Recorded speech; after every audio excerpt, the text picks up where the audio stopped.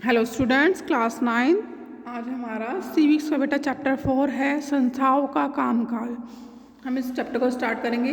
इससे पहले चैप्टर 3 हम लोग है ना अच्छे से पढ़ चुके हैं। तो आपका ये टर्म 2 में है ना सेकंड चैप्टर जो आएगा ये है। इसके बाद आपका ना सिविक्स का मतलब सिलेबस कंप्लीट हो जाएगा।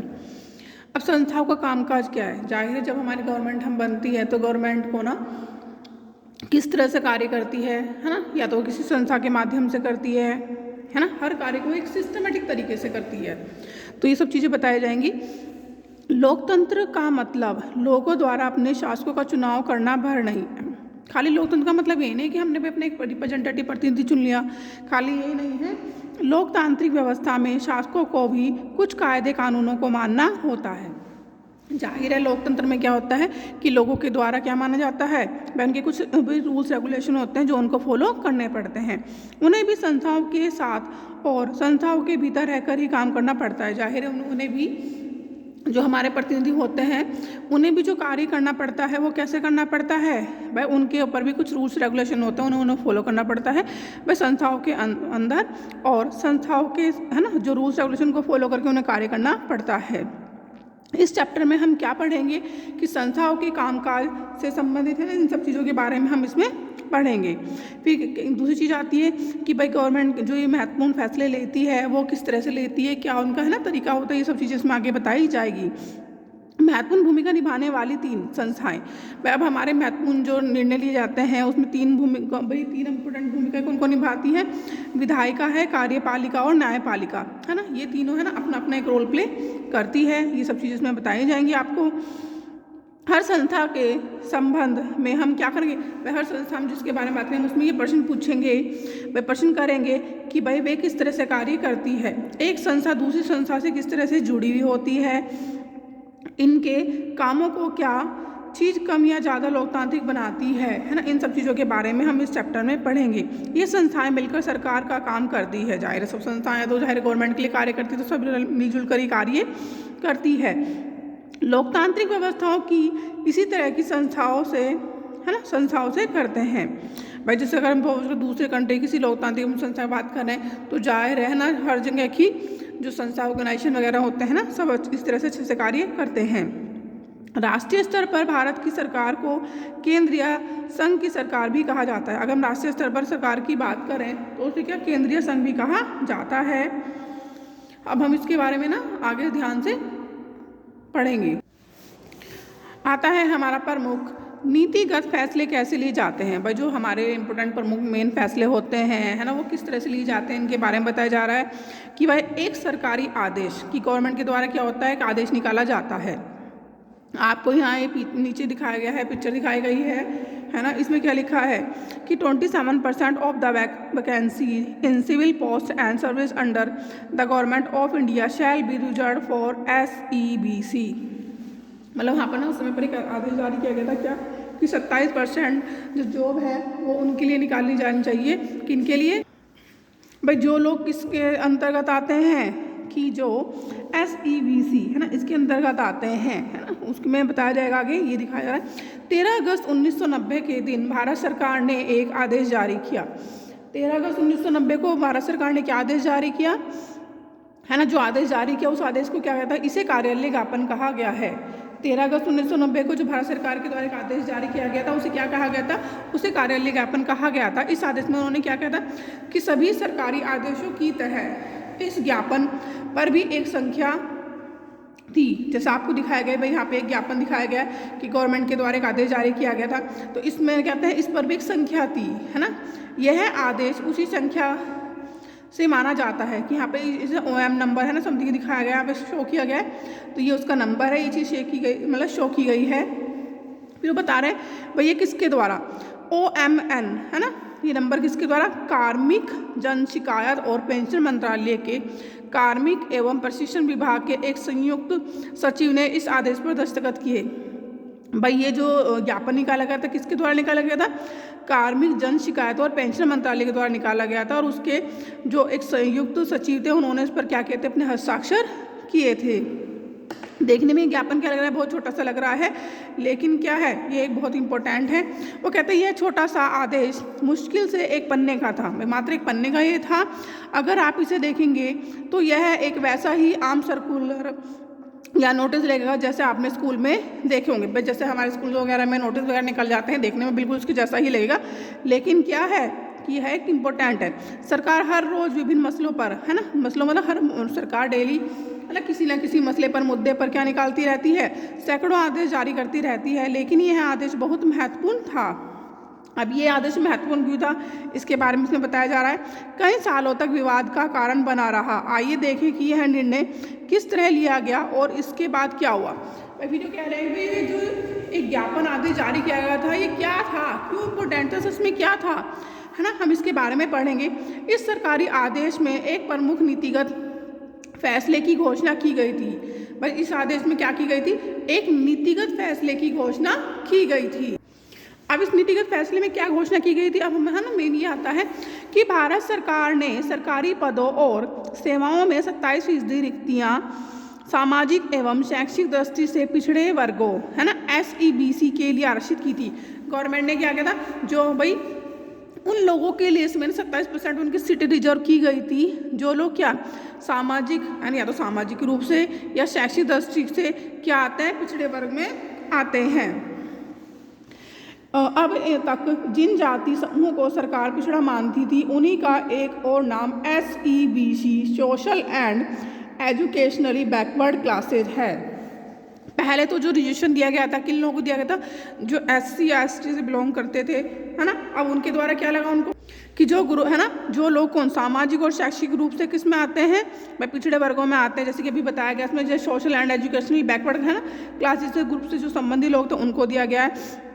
अब तक नौकरी में आरक्षण केवल किन लोगों को था, अनुसूचित जाति और अनुसूचित जनजाति को ही मिल रहा था। अब SEBC या सामाजिक और शैक्षिक दृष्टि से पिछड़े वर्गों के लिए तीसरी श्रेणी तैयार की जा रही थी। भाई इसकी तीसरी श्रेणी कौन सी थी कि इनके लिए 27% का अलग कोटा तैयार किया गया। भाई अब इनके लिए SEBC के लिए कितना 27% का कोटा तैयार किया गया है। अन्य लोग इन 27% नौकरियों के लिए प्रतियोगिता नहीं कर सकेंगे। भाई सीधी बात है, जो 27% जो प्लेस रिजर्व किया गया कि इनके लिए था, SEBC के लिए था, ओनली SEBC वाले इसमें पार्टिसिपेट कर सकते थे, दूसरे व्यक्ति इसमें अपना, है ना, पार्टिसिपेट नहीं कर सकते थे। अब निर्णय करने वाले, निर्णय किसके द्वारा लिया जाता है ना, इस बारे में इसमें बताया जा रहा है कि इस ज्ञापन को जारी करने का फैसला किसने किया, है ना, भाई किसके द्वारा फैसला लिया गया। जाहिर है अकेले उस व्यक्ति ने इतना बड़ा फैसला नहीं किया होगा कि भाई कोई भी जब निर्णय लिया जाता है वो एक व्यक्ति के द्वारा नहीं लिया जाता है, जाहिर है ना, एक व्यक्ति का इसमें अपना ही कोई रोल नहीं होता है। फिर जिसके हस्ताक्षर उस दस्तावेज पे, भाई जिस व्यक्ति के, है ना, सिग्नेचर हस्ताक्षर उस पेपर पे थे, खाली उसी व्यक्ति ने थोड़े फैसला लिया होगा, वह अपने मंत्री द्वारा जारी किए गए निर्देशों को लागू करने वाला अधिकारी है। भाई वह व्यक्ति कौन है, जो उसके मंत्री के द्वारा जो ऑर्डर मिले थे, आदेश मिला था, है ना, उसने उनको क्या किया था, फॉलो किया था। कार्मिक और प्रशिक्षण विभाग के मंत्री ने भी खुद यह निर्णय नहीं किया। भाई जो कार्मिक और प्रशिक्षण विभाग का मंत्री ओनली उसने भी यह निर्णय नहीं लिया होगा।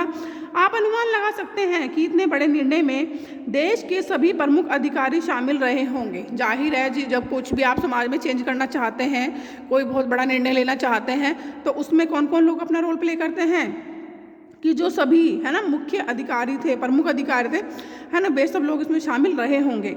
आपने पिछली कक्षा में इनमें से कुछ के बारे में पहले पढ़ लिया होगा। भाई आपने इनमें से भाई कुछ, भाई पहले इससे पहले चैप्टर में भी आपने इन सभी के बारे में ना कुछ पढ़ा होगा। अब एक बार फिर इन प्रमुख बिंदुओं पर सरसरी नजर डालेंगे, यानी कि हल्की हल्की ना ध्यान से पूरा इनके बारे में सुनेंगे और समझेंगे। पहला हमारे क्या बता रहे हैं, राष्ट्रपति के बारे में बता रहे हैं। राष्ट्रपति कौन होता है, वो राष्ट्र का अध्यक्ष होता है और औपचारिक रूप से देश का क्या होता है, सबसे बड़ा अधिकारी होता है। किन व्यक्ति के बारे में बताया कि राष्ट्रपति कौन होते हैं, राष्ट्रीय अध्यक्ष होते हैं देश के, और औपचारिक रूप से देश का सबसे बड़ा अधिकारी होता है। दूसरे नंबर पे हमारे आते हैं प्रधानमंत्री। प्रधानमंत्री सरकार का प्रमुख होता है और दरअसल सरकार की ओर से अधिकांश अधिकारों का इस्तेमाल किसके द्वारा किया जाता है, प्रधानमंत्री के द्वारा ही किया जाता है। फिर तीसरे नंबर पर आता है प्रधानमंत्री की सिफारिश पर राष्ट्रपति मंत्रियों को नियुक्त करता है। भाई प्रधानमंत्री की सिफारिश पर ही राष्ट्रपति के द्वारा मंत्रियों को नियुक्त किया जाता है। इनसे बनने वाले मंत्रिमंडल की बैठक में ही राजकाज से जुड़े अधिकतर निर्णय लिए जाते हैं। भाई प्रधानमंत्री की सिफारिश पर राष्ट्रपति के द्वारा मंत्रियों को नियुक्त किया जाता है और जो उनसे एक मंत्रिमंडल तैयार होता है ना, वो जितने भी भाई गवर्नमेंट रिलेटेड निर्णय वगैरह होते हैं, है ना, उन सब के बारे में, है ना, उनके वे सब मिलकर, है ना, इसके बारे में डिस्कस करते हैं और निर्णय लेने में अपना एक रोल प्ले करते हैं। फिर संसद में राष्ट्रपति और 2 सदन होते हैं। हमारे संसद में कौन कौन होते हैं? राष्ट्रपति और 2 सदन। 2 सदन कौन कौन से होते हैं? लोकसभा और राज्यसभा। प्रधानमंत्री को लोकसभा के सदस्यों के बहुमत का समर्थन हासिल होना चाहिए। प्रधानमंत्री को किसके? लोकसभा के सदस्यों के बहुमत का, है ना, समर्थन हासिल होता है, तभी वह, है ना, इस पद पर नियुक्त हो पाते हैं। तो क्या कार्यालय ज्ञापन के फैसले के मामले में ये सब शामिल थे? इस बारे में हम अब बात करते हैं। फिर वो कहते हैं यह सरकारी आदेश एक लंबे घटना चक्र का परिणाम था। भाई कोई भी चीज़ है बहुत लंबे समय तक उस पर डिस्कस होता है, निर्णय, है ना, बातें की जाती है, तभी उसके बारे में एक फाइनली निर्णय लिया जाता है कि यह जो सरकारी आदेश था वो एक लंबे घटना चक्र का परिणाम था। भारत सरकार ने 1979 में दूसरा पिछड़ी जाति आयोग गठित किया था। भारत सरकार के द्वारा कब दूसरा पिछड़ी जाति आयोग गठित किया गया था? कब बनाया गया था? 1979 में बनाया गया था। इसकी अध्यक्षता किसने की थी? बीपी मंडल ने की थी और इसी के कारण इसे किस नाम से जाना जाता था? मंडल आयोग कहा जाता था। इसे भारत में सामाजिक और शैक्षिक दृष्टि से पिछड़े वर्गों की पहचान के लिए मापदंड तय करने और उनका पिछड़ापन दूर करने के उपाय बताने का जिम्मा सौंपा गया।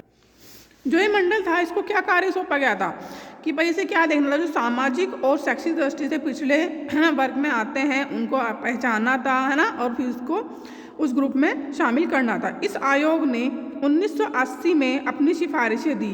भाई इसने इसके बारे में क्या किया? इसके बारे में देखा, चेक किया, है ना, फिर उसके बाद अपनी सिफारिश कहाँ दी? गवर्नमेंट को दी। आयोग द्वारा सुझाए गए उपायों में एक सिफारिश थी सरकारी नौकरियों में सामाजिक और शैक्षिक दृष्टि से पिछड़े वर्गों के लिए कितनी %? 27% आरक्षण देना। उनका मेन क्या था कि जो सामाजिक और शैक्षिक दृष्टि से सिर्फ पिछड़े वर्ग में आते हैं उनको 27% आरक्षण देना था। इस रिपोर्ट और उसकी सिफारिशों पर संसद में चर्चा हुई। भाई जब उन्होंने अपने का ये यहाँ पर उनके सामने आदेश जारी किया, है ना, रिपोर्ट दी सिफारिश की, तो संसद में अब इसके बारे में क्या किया गया, है ना, उसके ऊपर चर्चा की गई। कई वर्षों तक कई पार्टियां और संसद इसे लागू करने की मांग करते रहे, है ना भाई, कई वर्षों तक। भाई इसके बारे में उन्होंने 1980 में सिफारिश दी कि भाई 27%, है ना, उन लोगों को आरक्षण दिया जाना चाहिए, है ना। कई वर्षों तक कई पार्टियां इसमें ना संसद में इसके ऊपर क्या करती रही? इस नियम को लागू करने की मांग करती रही। फिर 1989 का लोकसभा चुनाव हुए, है ना। देखो क्या बता रहे हैं कि फिर दोबारा से भाई पहले कितनी पार्टियों ने कई वर्षों तक, है ना, इसको भाई इसकी डिमांड करे कि भाई ये लागू किया जाना चाहिए, लेकिन क्या है कि, है, फिर वो पार्टी, है ना, उस गवर्नमेंट नहीं बना सकी, जीत नहीं सकी। लेकिन फिर दोबारा से पार्टी कब आई? 1989 का लोकसभा चुनाव में कौन सी जनता दल ने अपने चुनाव घोषणा में वादा किया कि सत्ता में आने पर वह मंडल आयोग की सिफारिशों को लागू करेगी। कि जब 1989 में, है ना, लोकसभा के चुनाव हुए तो जनता दल ने क्या प्रॉमिस किया लोगों को कि भाई जो मंडल आयोग था की जो सिफारिशें थी वो उसको अगर वो इलेक्शन में जीत जाती तो वो उनको लागू करेगी। चुनाव के बाद जनता दल की ही सरकार बनी और इसके नेता वीपी सिंह प्रधानमंत्री बने। इसके बाद कई घटनाएं हुई।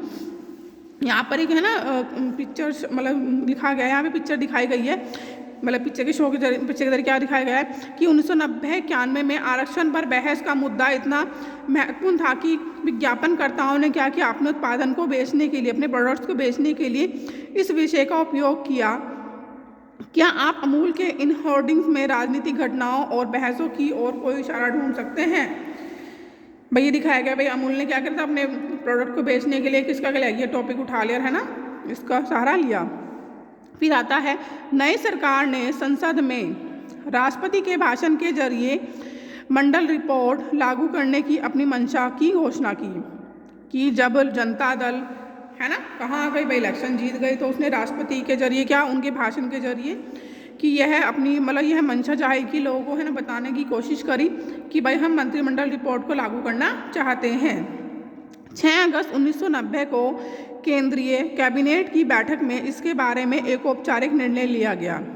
भाई इसके बारे में मंडल जो आयोग की है जो रिपोर्ट थी, इसके बारे में कब एक औपचारिक निर्णय लिया गया? 6 अगस्त 1990 को, है ना, केंद्रीय कैबिनेट की बैठक में लिया गया। अगले दिन प्रधानमंत्री वीपी सिंह ने एक बयान के जरिए इस निर्णय के बारे में संसद के दोनों सदनों को सूचित किया। भाई पहले तो कैबिनेट की बैठक में, है ना, औपचारिक निर्णय लिया, फिर उन्होंने क्या किया कि जो प्रधानमंत्री थे वीपी सिंह थे, उन्होंने क्या किया अपने बयान के जरिए, है ना, उन्होंने एक बयान दिया, उसमें संसद के दोनों सदन को इसके बारे में सूचित किया, उनको इन्फॉर्मेशन दी। कैबिनेट के फैसले को कार्मिक तथा प्रशिक्षण विभाग को भेज दिया गया। भाई जो उसके कैबिनेट के जो फैसले थे वो किसको भेजा गया? कार्मिक तथा प्रशिक्षण विभाग को भेज दिया गया। विभाग के वरिष्ठ अधिकारियों ने कैबिनेट के निर्णय के मुताबिक एक आदेश तैयार किया और मंत्री की स्वीकृति केंद्रीय सरकार की तरफ से ले ली। भाई कैबिनेट ने क्या किया कि उन्हें रिपोर्ट भेजी गई, उसके ऊपर उन्होंने क्या किया, एक आदेश तैयार किया और मंत्रियों की क्या ले ली, एक स्वीकृति ले ली और सरकार की तरफ से, है ना, मंत्री की स्वीकृति केंद्रीय सरकार की तरफ से ले ली और एक अधिकारी ने उस आदेश पर हस्ताक्षर किए और 13 अगस्त 1990 को, है ना, यह तैयार हो गया। भाई यह रेडी कब हो गया? 13 अगस्त 1990 को तैयार हो गया। अगले कुछ महीनों तक यह देश का सबसे ज़्यादा चर्चित मुद्दा रहा कि जब इसको लागू करने के लिए, है ना, भाई सोचा क्या करा गया, तो यह, है ना, क्या रहा, एक देश के लिए सबसे ज़्यादा चर्चित मुद्दा रहा। सभी अखबार और पत्रिकाओं में इस मुद्दे पर तरह तरह के विचार आए, बहस चली। लोगों ने क्या किया भाई, अखबार में, है ना, पत्रिकाओं वगैरह में इस मुद्दे के ऊपर में सबने क्या अपने अपने विचार दिए, है ना, बहुत लंबे समय तक इस बारे में बहस चलती रही। कुछ लोग इसके फेवर में थे और कुछ लोग इसके फेवर में नहीं थे कि भाई इसको लागू नहीं किया जाना चाहिए। इसके चलते कई प्रदर्शन और जवाबी प्रदर्शन हुए। भाई कई जगह पर लोगों ने क्या किया कि भाई इसका प्रदर्शन किया, फिर उसके जवाब में उसके, है ना, उत्तर देने के लिए प्रदर्शन किए गए। इनमें से कुछ हिंसक भी थे और इससे नौकरियों के हजारों अवसर प्रभावित होने वाले थे। भाई क्यों?